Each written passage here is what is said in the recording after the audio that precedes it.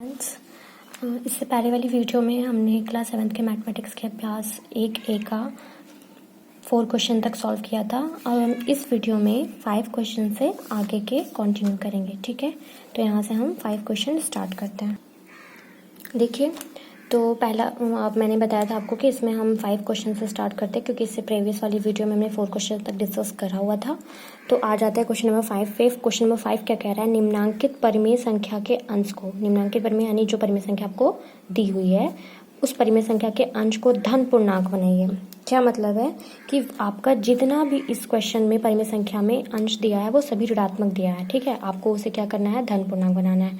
तो मैंने आपको बताया था कि माइनस माइनस होता है गुणे में जब, तो वो होता है बन जाता है प्लस। माइनस माइनस क्या होता है? गुणा करने पे प्लस बनता है।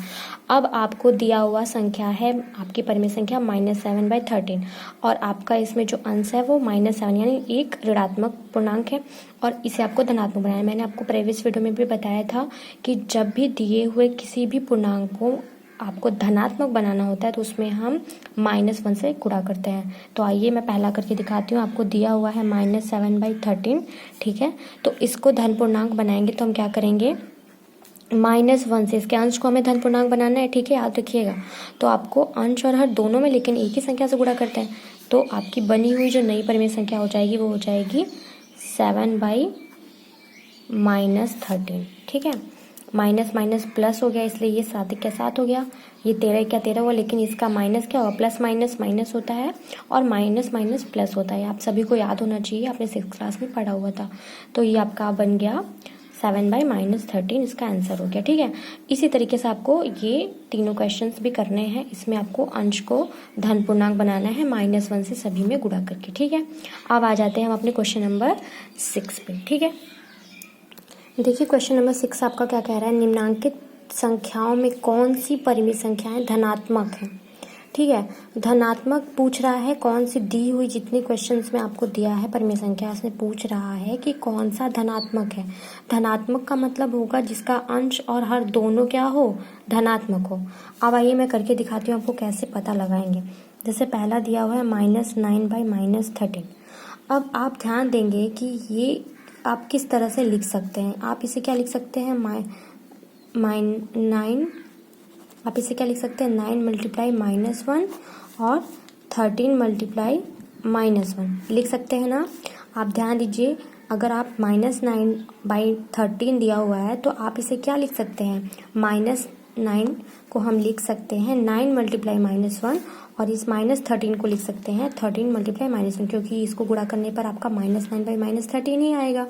ठीक है, अब आप यहाँ पे देख सकते हैं कि ये दोनों आपस में गुणा है।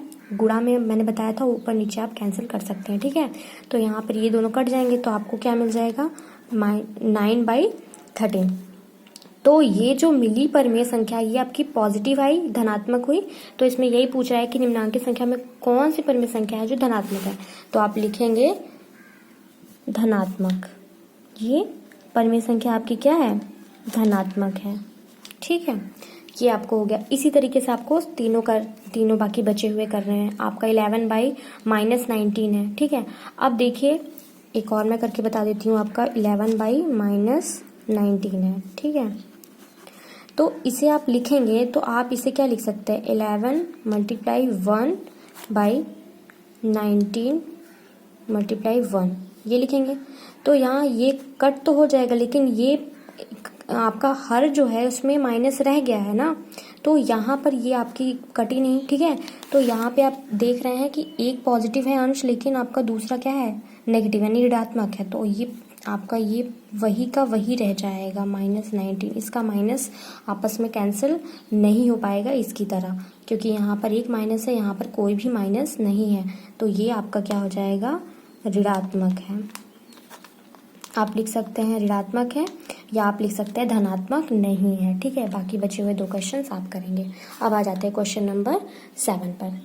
आज ये अपने क्वेश्चन नंबर 7 पे निम्नांकित संख्याओं में कौन सी परिमेय संख्या ऋणात्मक है। अब आपको चेक करना है कि कौन सी संख्या ऐसी है परिमेय संख्या जो ऋणात्मक है। देखिए, अगर माइनस जो है वो अंश और हर दोनों में होता है तो वो माइनस आपस में कैंसिल हो जाएगा, तो वो बन जाएगा धनात्मक। लेकिन जिस भी परिमेय संख्या में आपको सिंगल अंश या हर किसी एक में माइनस दिखे तो वो संख्या आप सीधे बता सकते हैं कि वो संख्या ऋणात्मक है। तो आप पहला देखेंगे तो उसमें दिया हुआ है -7/11। ठीक है, यहाँ पर अंश में तो माइनस है लेकिन हर में नहीं है, आपस में माइनस माइनस कैंसिल होंगे नहीं, तो ये रह गई आपकी क्या, एक ऋणात्मक संख्या। तो इसलिए आप कहेंगे इसको कि -7/11 ऋणात्मक है। ठीक है, दूसरा देखिए आप, इसमें -6/-13 है। एक और मैं कर देती हूँ, -6/-13। ठीक है, अब यहाँ पर देखिए ये माइनस और ये माइनस आपस में कैंसिल हो जाएंगे, तो ये बन जाएगा 6/13। तो ये संख्या क्या है, एक धनात्मक है। तो आप या तो लिखेंगे ऋणात्मक नहीं है या आप डायरेक्ट लिख देंगे धनात्मक है। उसी तरीके से 8/-35 और -21/-23 को आपको करना है। ठीक है, अब आ जाते हैं क्वेश्चन नंबर 8 पर। देखिए, क्वेश्चन नंबर 8 में आपको क्या कह रहा है, निम्नलिखित परिमेय संख्याओं को सरलतम रूप में लिखे। तो सरलतम रूप मैंने बताया था कि आपका ये परिमेय संख्या का प्रगुण है, दूसरा वाला प्रगुण सरलतम रूप का प्रगुण। उसमें किस तरह से हम उसको सॉल्व करते हैं मैंने बताया था कि किसी भी दिए हुए परिमेय संख्या को सरलतम रूप में लाने का मतलब उसको काट के छोटे रूप में उसको लाना। ठीक है, लेकिन आपको ये बात याद रखनी है कि सरलतम रूप का प्रगुण कहता है कि जिस भी संख्या से आप भाग देंगे यानी कैंसिल करेंगे, एक ही संख्या से अंश और हर दोनों में करेंगे। ठीक है, आप अलग अलग नहीं कर सकते। ठीक है, तो मैं पहला यहाँ करके दिखाती हूँ कि आपको किस तरह करना है। और दूसरी बात याद रखनी है कि उसे इस तरीके के छोटे फॉर्म में लाना है सरलतम रूप में कि उसके बाद उसे किसी एक संख्या से काटा ना जा सके, भाग ना दिया जा सके, यानी दोनों अंश और हर का मसा एक होना चाहिए। तो मैं करके दिखाती हूँ आपको। पहला क्वेश्चन है -9/21। ठीक है, अब ध्यान दीजिए कि कौन सा ऐसा टेबल है, आप चेक करिए कि जिसमें दोनों ये आपकी संख्याएं आती हों। आप चेक करके देखिए, 3 का टेबल पढ़ेंगे तो 3 तिरिका 9 और 3 सते 21। तो आप इसे क्या करेंगे, 3 से अंश और हर दोनों में क्या करेंगे, 3 से भाग देंगे। तो क्या हो जाएगा, 3 तिरिका 9 यानी ये 3, और दूसरी बात माइनस है तो यहाँ माइनस आएगा। ठीक है, और उसके बाद 3 सते 21। तो इसका जो सरलतम रूप है वो क्या हो जाएगा, -3/7। ठीक है, उसी तरीके से आपको क्वेश्चन ये तीनों करने हैं। आपको चूज करना है एक ऐसी संख्या जिससे भाग दोनों के दोनों कट हो जाए, यानी जैसे ये -18/27 है। ठीक है, तो आप 9 का टेबल पढ़िए तो 9 दूनी 18 और 9 त्रिक 27, तो ये 9 से दोनों कट हो जाएंगे। ठीक है, तो इस तरह से आपको करना है। अब आ जाते हैं क्वेश्चन नंबर 9 पे। आज ये अपने क्वेश्चन नंबर 9 पे इसमें बोल रहा है अपनी अभ्यास पुस्तिका में लिखकर रिक्त स्थान की पूर्ति करिए। यानी अपने अभ्यास पुस्तिका में इस क्वेश्चन को उतारिए और ये जो डिब्बा बना हुआ है, ये बॉक्स जो आपका है खाली जगह, इस स्थान को भरना है। तो भरना कैसे, मैंने इसका एक एग्जाम्पल प्रीवियस वीडियो में बताया था आपको कि करना क्या है। सबसे पहले तो आप अपनी दी हुई परिमेय संख्या को लिख लीजिए, 3/4 जो दिया हुआ है, -3/4। ठीक है, अब उसके बाद आप ध्यान दीजिए कि आपको इसका कंपैरिजन जो दिया रहेगा, हर दिया हुआ है यहाँ पर, तो आपको कंपैरिजन करना है और पता करना है कि ये 4 से -20 बना कैसे। तो आप ध्यान देंगे तो आपको पता चलेगा कि यदि आप 4 में -5 का गुणा कर देंगे, ठीक है, किसका, -5 का गुणा कर देंगे, तभी आपका ये -20 आएगा ना, 5 के 20 और ये माइनस। ठीक है, तो जिस संख्या से आपने हर में गुणा किया उसी से आप क्या करेंगे, अंश में भी गुणा करेंगे। तो यहाँ पे भी आप -5 से करेंगे। ठीक है, तो 3 × 5 = 15 और ये माइनस माइनस प्लस, यानी यहाँ पे क्या आ जाएगा, आपका प्लस में 15 आ जाएगा। ठीक है, ये हो जाएगा, यानी यहाँ पर आपका क्या भराएगा, यहाँ पे इस खाली स्थान में आपका कितना भरा जाएगा, 15 भराएगा। ठीक है, ठीक है, ध्यान समझ में आ रहा है आपको। यहाँ पर आपका क्या हो जाएगा, 15 हो जाएगा।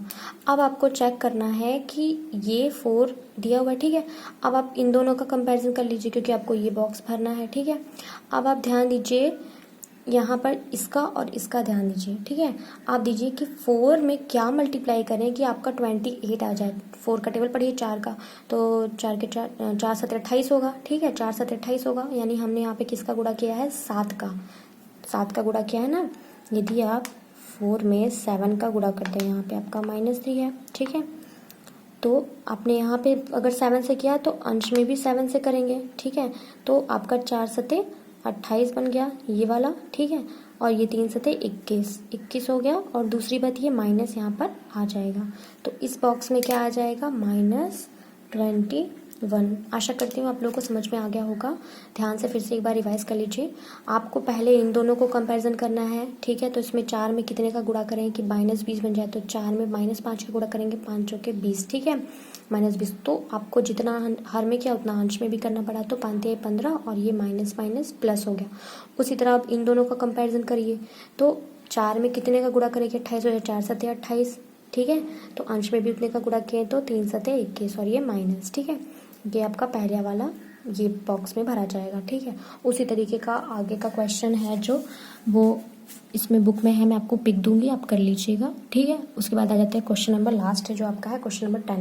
देखिए क्वेश्चन नंबर 10 है आपका प्रत्येक के समतुल्य 3 और परिमेय संख्या लिखे। मैंने आपको बताया था स्टार्टिंग में फर्स्ट वीडियो में कि किसी भी दिए हुए परिमेय संख्या के समतुल्य परिमेय संख्या निकालनी होती है तो हम क्या करते हैं, इस गुणा करते हैं किसी एक ही संख्या से अंश और दोनों में, ठीक है।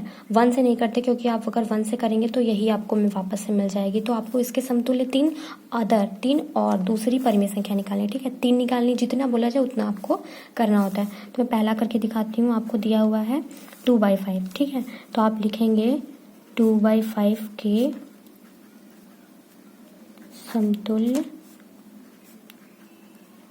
पहली परिमेय संख्या। तो क्या करेंगे, मैंने आपको बताया था कि आप 2 से स्टार्ट करेंगे, 2 से मल्टीप्लाई करेंगे अंश और हर में, ठीक है।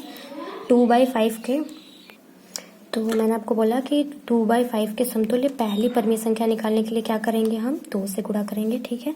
तो ये आपका हो जाएगा 2 दूनी 4 और 5 दूनी के 10। अब हम क्या करेंगे, आपको 3 निकालनी है, पहली निकल गई, अब दूसरी और तीसरी भी आप इसी तरह से निकालेंगे। तो आप लिखेंगे 2/5 के समतुल्य दूसरी परिमेय संख्या। तो आप क्या करेंगे, 2/5 जो आपका दिया है इसमें क्या करेंगे, अंश और हर दोनों में 3 से गुणा करेंगे, ठीक है। तो ये क्या आ जाएगा, 3 दूनी 6, 5 तिया 15, ठीक है। अब आपको 3 निकालना था, एक और निकालना है, तो आप लिखेंगे 2/5 के समतुल्य तीसरी परिमेय संख्या।